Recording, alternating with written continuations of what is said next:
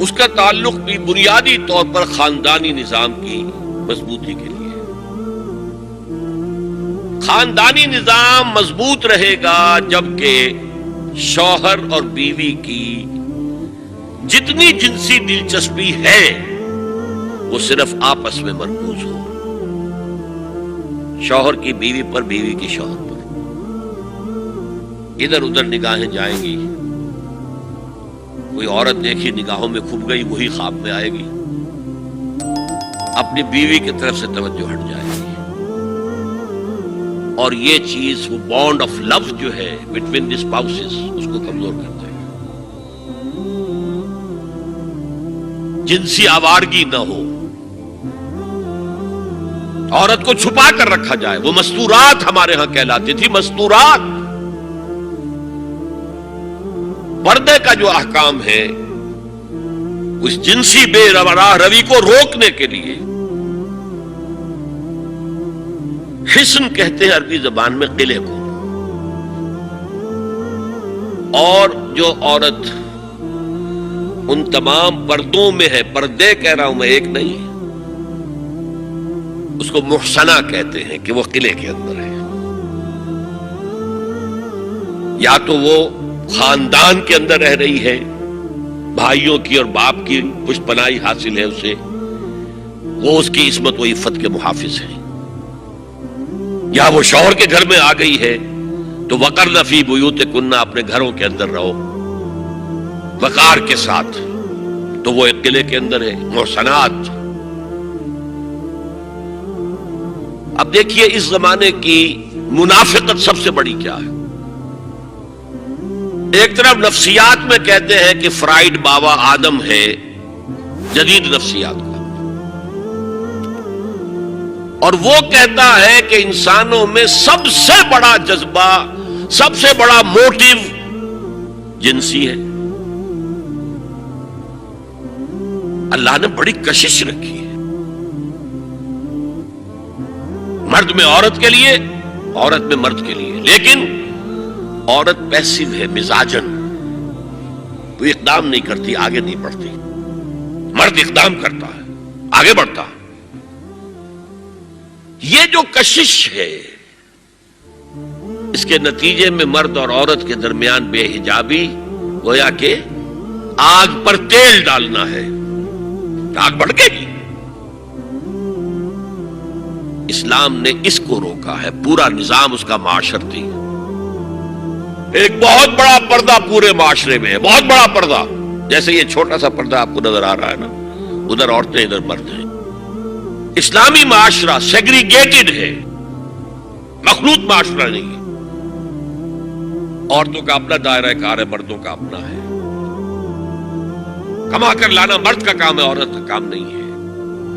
وہ گھر میں خوش اسلوبی کے ساتھ رہے، اچھے انداز میں پکائے، شوہر کا استقبال مسکراہٹ کے ساتھ کرے، جب وہ گھر واپس آ رہا کام کر کے، بچوں کی دیکھ بھال کرے۔ اور اس اعتبار سے میں کہا کرتا ہوں، قوم کا حال جو ہے پریزنٹ، یہ مردوں کے حوالے، اور قوم کا مستقبل عورتوں کے حوالے۔ مستقبل اگلی نسل، اس کی صحیح تربیت ہوگی، ماں کے دودھ کے ساتھ اس کے اندر اسلام اور ایمان کے جذبات جائیں گے۔ آج تو وہ دودھ پلانا بھی ختم ہوا، بوتل کا دودھ، ڈبے کا دودھ، جس کی وجہ سے ریسرچ یہ بتاتی ہے کہ کینسر آف بریسٹ کا سب سے بڑا سبب جو ہے دودھ نہ پلانا ہے، سب سے بڑا۔ اس لیے کہ اللہ تعالیٰ نے ہر عضو کا ایک فنکشن رکھا ہے، آپ فنکشن روک دیں گے اس میں خرابی آئے گی۔ آپ آنکھوں پر 1 سال تک پٹی باندھے رکھیے، آپ کی بینائی زائل ہو جائے گی، کیا کرنا پھر اب اس کا؟ آپ یہاں پر پلاسٹر چڑھا دیجئے، 1 سال تک جوڑ آپ کا جام ہو جائے گا، اب نہیں، آپ کھول دیجئے پلاسٹر، وہ ہلے گا نہیں۔ اس اعتبار سے وہ جو اقبال کہتا ہے مادرارا اسوہ کامل بطول، حضرت فاطمہ زہرا ماؤں کے لیے کامل اسوہ حضرت فاطمہ رضی اللہ تعالیٰ عنہ۔ آسیہ گرداں و لب قرآن سرا، وہ چکی پیستی تھی اور زبان سے قرآن پڑھتی جاتی تھی۔ اور میں نے اپنے بچپن میں ایسی خواتین کو دیکھا ہے جو چکی پیس رہی ہیں، قرآن پڑھ رہی ہیں اور چھاتی سے بچہ چمٹا ہوا دودھ پی رہا ہے۔ اب وہ جو دودھ اس بچے کے حلق میں جا رہا ہے، پیٹ میں جا رہا ہے، اس کی کیا تاثیر ہوگی؟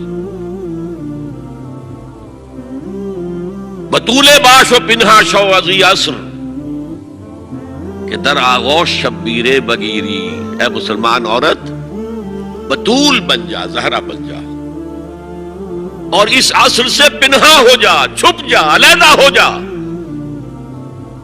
تاکہ تیرے آغوش میں حسین جیسا بچہ پیدا ہو۔ یہ پہلا ہے حجاب، سیگریگیشن آف سیکسز۔ میں نے ضیاء الحق صاحب سے کہا تھا، کیونکہ ان کی شورا میں شمولیت کی میں نے جو ہے دعوت قبول کر لی تھی، مشورہ دینا ہے۔ میں اپنے مسجد کے ممبر سے بھی مشورے بھی دیتا ہوں، تنقیدیں بھی کرتا ہوں۔ جیسے انگریزی کا محاورہ right from the horse's mouth, تو right into the horse's ears کچھ کہا جا سکے تو اچھی بات ہے۔ میں نے ان سے کہا آپ نے پی آئی اے کو ڈرائی کر دیا، شراب بند کر دی، اچھا کام کیا، بہت عمدہ کیا۔ دنیا تو یہی کہے گی نا کہ دقیانوسی ہیں، چلیے برداشت کریں، لیکن یہ ایئر ہوسٹسز جو جاتی ہیں کرو کے ساتھ اور 2-2 ہفتے باہر رہتی ہیں، یہ کون سے اسلام کی روح سے جائز ہے؟ عورت محرم کے بغیر حج کو نہیں جا سکتی، محرم کے بغیر عمرے کے لیے نہیں جا سکتی، اور یہ قانون تھا پاکستان۔ میں نے کہا آپ عورت کو نہیں جانے دیتے حج کے لیے، حالانکہ وہ ادھیڑ عمر کی ہوتی ہیں، عموماً بوڑھی ہوتی ہیں۔ ہمارے یہاں جوانی میں کون کرتا ہے حج؟ بہت شاذ۔ یہ تو آپ کو نظر آئے گا جاوا، سماٹرا، انڈونیشیا، ملائیشیا، وہاں سے جوان جوڑے نکاح کے بعد پہلا کام حج۔ کہ ہمارے ہاں سے تو بڈھے ٹھہرے گئے ہوئے ہوتے ہیں، اور پہلے زمانے میں تو ان کو رخصت کر دیتے تھے کہ بس رخصت ہی ہو جائیں گے، یہ واپس نہیں آئیں گے۔ تو میں نے کہا یہ کون سا اسلام ہے؟ خاموش، چپ۔ میں نے کہا یہ ناشتے کی ٹرے اور کھانے کی ٹرے مرد نہیں رکھ سکتے سامنے۔ میرے خلاف باقاعدہ خواتین نے جلوس نکالے پاکستان میں جب میں نے پردے کی بات کی۔ گورنر سندھ کی بیوی جو ہے اس نے لیڈ کیا جلوس کو۔ میں طالبہ کیا کہ ان کی ٹیلی ویژن کے اوپر جو ہے ان کا سامنے آنا بند کیا جائے۔ میں نے کہا ٹھیک ہے۔ بدا الاسلام غریبا ویسعود کما بدا فطوبی للغرباء۔ اسلام شروع ہوا تھا تو اسی حالت میں تھا کہ کوئی اس کو جانتا پہچانتا نہیں تھا، پھر جب اسلام غالب ہو گیا تو طاقتور کے تو سبھی دوست ہیں، سبھی پہچاننے والے ہیں، لیکن ان قریب اسلام پھر غریب ہو جائے گا۔ تو جو اسلام کی غربت کے ساتھ خود غریب ہو جائیں ان کے لیے مبارکباد۔ اسلام کا دامن نہ چھوڑے، چاہے انہیں کہا جائے کہ یہ تو بڑے ہی تقیانوسی لوگ ہیں، بڑے کٹر لوگ ہیں۔